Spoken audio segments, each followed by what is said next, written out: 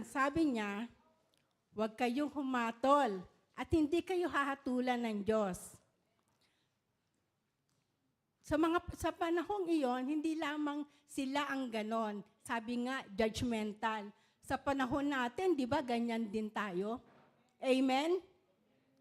Para yatang walang hindi dito Lahat ba ay hindi humahatol? Amen. Tanggapin natin yon.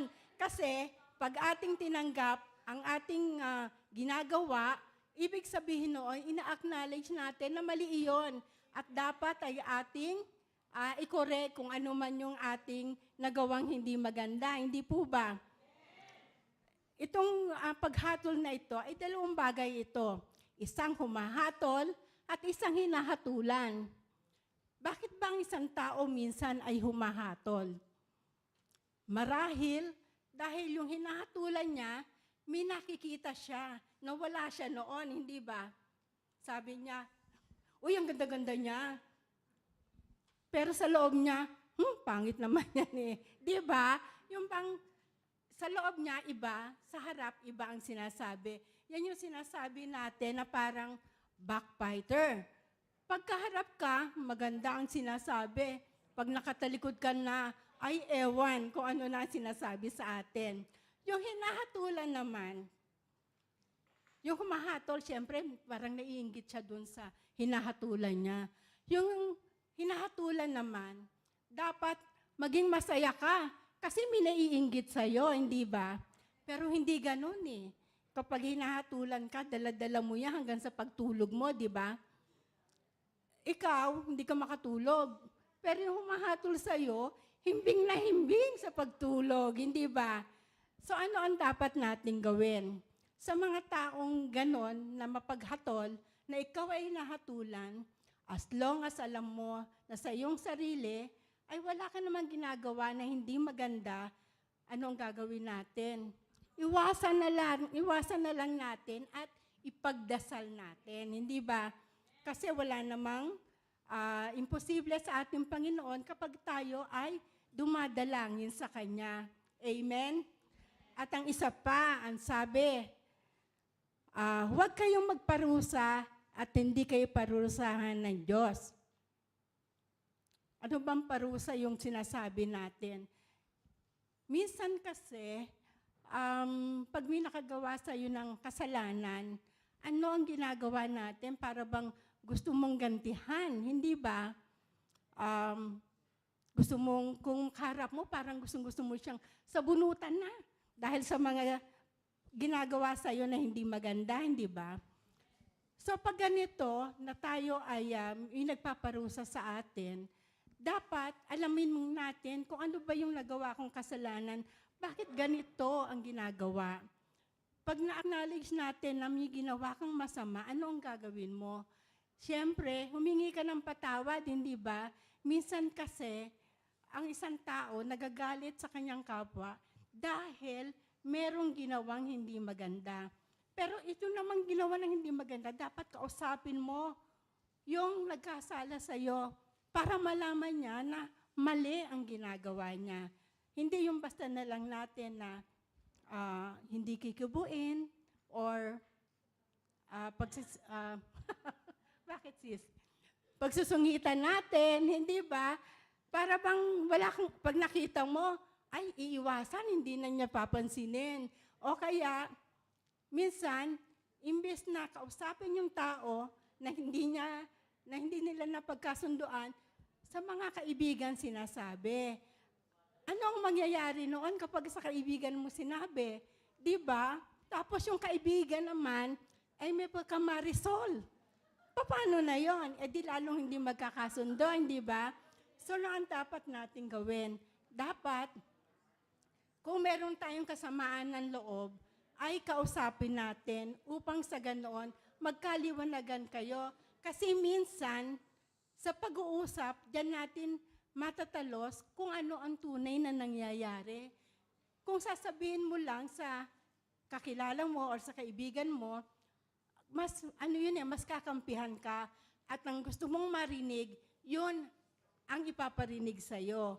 Pero kung ang kaibigan mo naman ay tunay na kaibigan, dapat kung ano ang mali ay itatama. Sasabihin kung ano yon. Ang tunay na kaibigan, kung meron siyang gustong sabihin sa kaibigan niya, ay sasabihin niya ng harapan, hindi talikuran. Amen? Amen. At yan ay alam ng ating Panginoon. Kung tayo ay nagsasabi ng totoo or hindi. Siya ang higit na nakakaalam kung ano ang ating mga pinagdaraanan.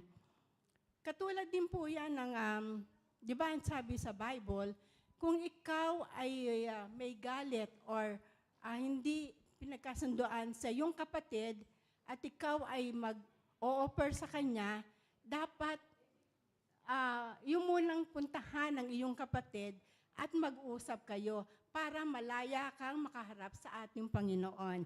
Amen? Amen. Ang sabi pa dito, magpatawad kayo sa inyong kapwa at patawarin kayo ng Diyos. Ito yung parang madaling sabihin, pero mahirap gawin, hindi po ba? Lalo na kung sobra-sobra ang pananakit na ginawa sa'yo, na sobra-sobra na pinasakit ang iyong puso. Hindi po ba? Katulad halimbawa, nang may mga nangingibang bahay. May nakaranas na ba sa inyo doon ng ganoon? Na nangingibang bahay ang inyong mga mister? Amen. Mapalad ang mga anak ni El Shaddai sapagkat hindi nararamdaman niyon, hindi ba? Amen. Sabi nga po, mapalad daw po ang mga tao na marunong magpatawad.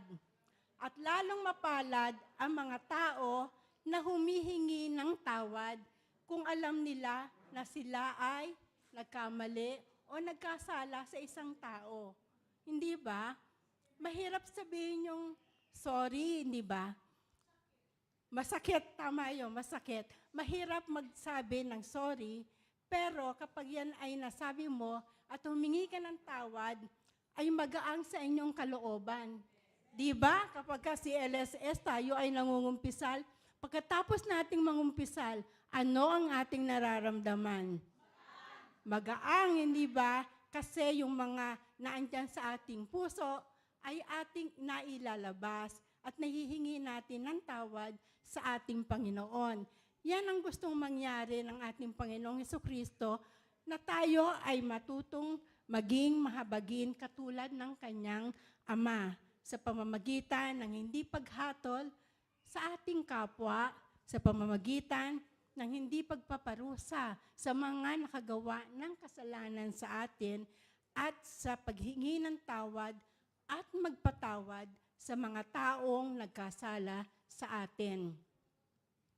Merong gantimpala, ang sabi ng ating Panginoong Hesukristo, may gantimpala kapag nagawa natin yan. Ano ang gantimpalang iyon? Sabi niya, magbigay kayo at bibigyan kayo ng Diyos. Hustong takal, siksik, liglig at umaapaw pa ang ibibigay sa inyo. Sapagkat ang takal lang ginamit niyo sa iba ay siya ring gagamitin ng Diyos sa inyo. Tama? Tama. Di po ba, napapansin ninyo kapag dito sa gawain, meron tayong love offering, meron tayong tithes, yung pag nagbibigay tayo, hindi nyo po ba napapansin na parang hindi tayo nauubusan? Ibig kong sabihin, nang hindi nauubusan, ay miski tayo ay walang masyadong kinikita o mababa lang ang sweldo natin, pero patuloy tayong kumakain ng 3 beses sa isang araw. Hindi po ba? At kung meron tayong pangangailangan, may mga tao na tumutulong sa atin upang ating magampanan kung ano man ang dapat nating bayaran. Bigla na lang may tumutulong, hindi po ba? Yun ang isa sa mga biyaya na natatanggap natin sa gawain ito na pag tayo nagbigay, pag tayo ay nag-tithes, merong gantimpala na bumabalik sa atin. Hindi po ba? At siyempre, kung ano ang gagawin natin sa ating kapwa, ay siya ring bumabalik sa atin. Sabi nga po yung golden rule, kung anong gusto mong gawin sa'yo na yung kapwa, ay ganon din ang gawin mo sa kanya. Babalik. Sabi nga kung tayo ay mabuti sa isang tao, di ba ginagantihan din tayo ng kabutihan. Pero mas higit kapag sa ating kaaway tayo naging ganyan, hindi po ba? Sabi, mahirap yun Totoong mahirap na maging maganda ang pakikitungo mo sa iyong kaaway. Kung pwede nga, wag mo nang makita, hindi ba? Pero kapag nasa grasya tayo ng ating Panginoon at nasa atin ang banal na Espiritu, tiyak yun ay mawawala sa atin yung mga ganoong feeling, hindi ba? Matututo tayong magpatawad sa mga ginagawa sa atin. Isipin na lang natin na ang ating Panginoon ay palaging naandyan. Kapag kami nangyaring mga ganyan, alam niyo kung sinong iisipin ninyo? Ang ating Panginoong Hesukristo. Dahil siya ay pag-ibig, hindi ba? So, kapag mayroon kayong sama ng loob, isipin niyo lang ang ating Panginoon. Magnalangin tayo at unti-unti mawawala ang nararamdaman ninyo sa inyong puso. Amen? Amen.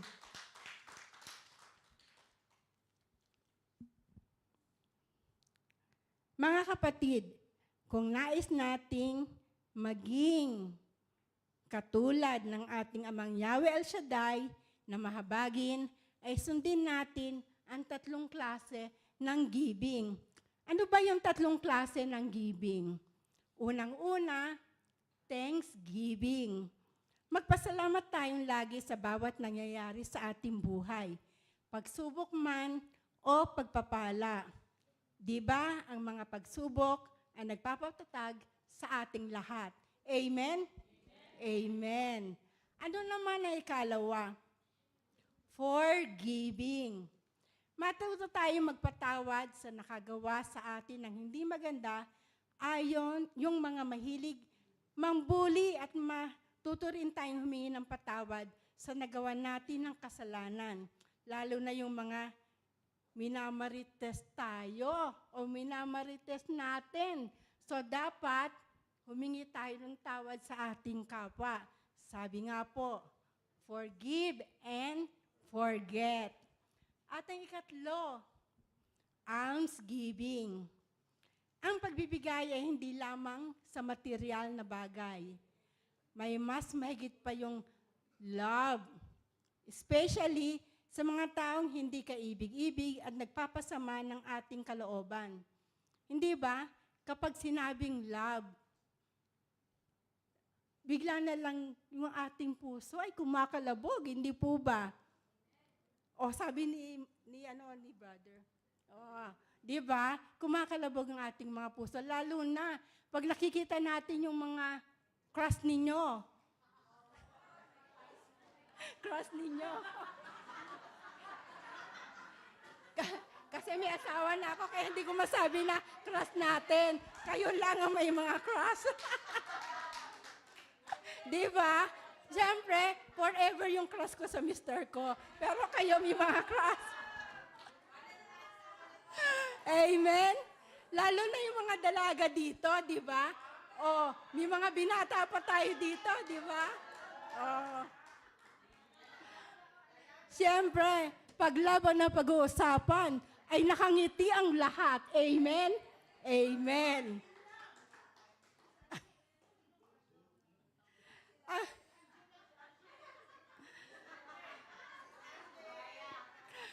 Ang isa pa na pwede nating ibigay ay ang kindness, hindi ba?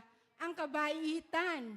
Bukod sa love, kindness, maging kind naman tayo sa everyone. Hindi ba? Hindi lamang sa mga tao na mahal natin.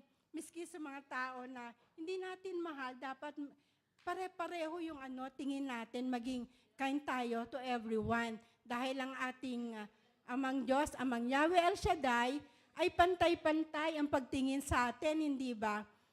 Makasalanan man o mabuti, ay pantay ang kanyang pagtingin.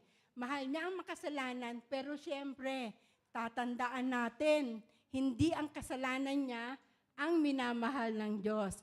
Yung makasalanan, yung tao, mahal niya. Pero dapat yung kasalanan ng taong iyon ay i-offer natin, i-offer niya sa ating Panginoon.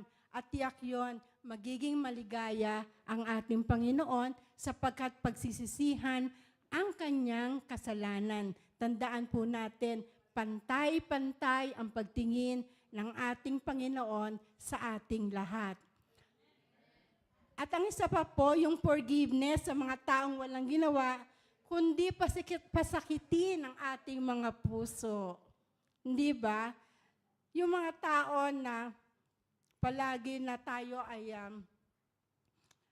sinasabihan ng hindi maganda, kaya minsan sumasakit yung puso natin, hindi ba? Yung tao na hindi tayo pinapansin, yung tao na minsan ay malalaman mo na lang sa ibang bibig na may sinasabi pala sa'yo na hindi maganda. Pero ang mga taong ito, yun ang dapat nating kasing ipanalangin. Kasi yun ang hindi nila nalalaman. Sabi nga, hindi nila nalalaman ang kanilang ginagawa.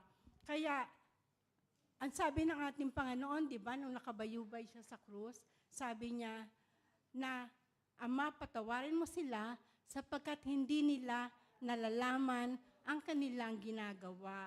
So, isa yon sa karakter ng ating Panginoong Hesukristo na dapat din nating tularan na tayo ay magpatawad. Bukod sa tatlong ito ay sabayan natin ng panalangin at paghingi ng tulong sa banal na Espiritu na siyang laging gumagabay at sumusubaybay sa ating lahat. Ang panalangin ay may kapangyarihan. Humiling tayo ng may pananalig at pananampalataya. Idulog natin ang lahat ng ating pangangailangan at maniwala tayo na walang imposible sa ating Amang Yahweh El Shaddai, lalo na kung ang password natin ay ang dakilang ngalan ng ating Panginoong Hesukristo. In Jesus' mighty name, Amen. Maraming salamat po sa inyong pakikinig at nawa ang napakinggan ay makatulong sa ating pang-araw-araw na buhay. At bago po ako magwakas, Happy Valentine po sa inyong lahat bukas.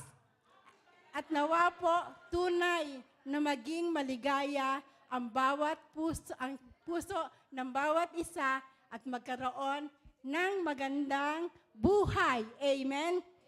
To God be the highest glory. Amen.